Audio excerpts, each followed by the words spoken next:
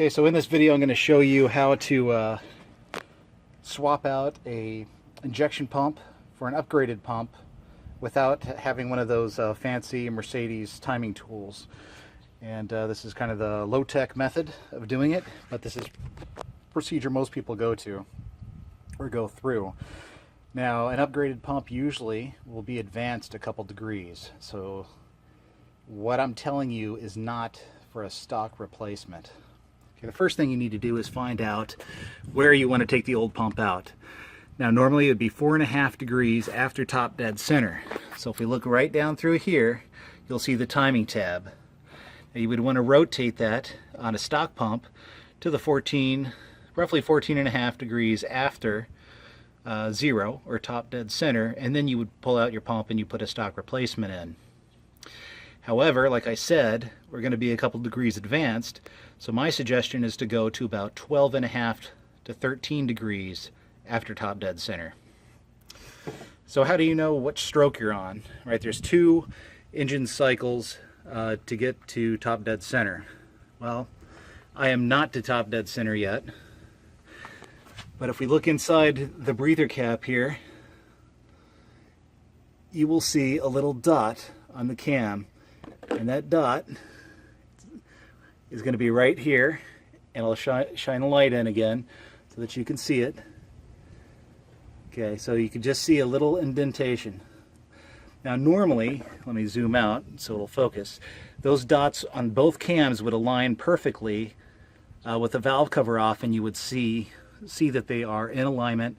That is where the cams should be positioned when you're at top dead center. But you don't need to take your valve cover off. As you rotate the crank, you can see my wrench down there on the crank pulley. Always go in a clockwise direction. If you go counterclockwise, the chain will want to come back up and it'll create slack in here, and things will, you'll have to go around several revolutions to fix that, or you could actually loosen the crank pulley, which can lead to catastrophic results. So just go counterclockwise, even if you have to go around a couple more times. So as you're going clockwise, you'll see this little dot. Again, zooming in is going to be a problem with the lighting, but you'll see it start to come around, and that's the end point where you need to start watching your timing mark, your timing tab, and stop at about 12.5 degrees. Okay, so now you have the engine in the position that you need for your pump installation. Taking the old pump out, don't worry about the position of the pump right now, because you're only worried about putting in the new pump. So all you need to do at this point is go ahead and take out all the bolts all the way around for your vacuum pump. You need to take off your intake manifold. You need to take off the injection lines. Those are 14 millimeter. I believe the fuel lines on the side here are 17 millimeter banjo fittings. You might have cruise control or other junk behind the pump back there. You can take that off. And with everything removed except the pump itself, now you can come in, and inside there is a big gear inside the crankcase cover, and it has a reverse threaded bolt. I think it's 17 millimeters, not sure. It is, again, reverse threaded. Very important. Don't break it off. Go ahead and take that out. And then you have 3 additional bolts, and I'll show you on a pump that's outside the car. But basically they screw through to these nuts. So as you take those bolts out, these nuts will fall. You'll need them because, as you can see, it rests up against a slot. They're kind of no wrench required once you get them started. Okay, so with all 3 of those out, now you can slide the pump backwards out of the timing gear, leave the timing gear in the engine, make sure the gear stays on the chain so you don't have any position change in the chain. That's very important, and everything should just lay in place unless you mess with it too much.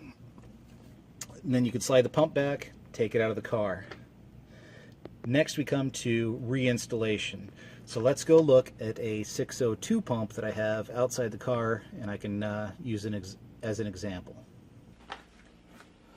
Okay, so here we have a 602 pump. This is the gear that stays in the engine. All right, again, you'd have to work at it to get it out. If you just don't mess with it and leave it there, you're all set. However, you'll have to figure out how to rotate this shaft without marring it up. Maybe you want to wrap it up in tape.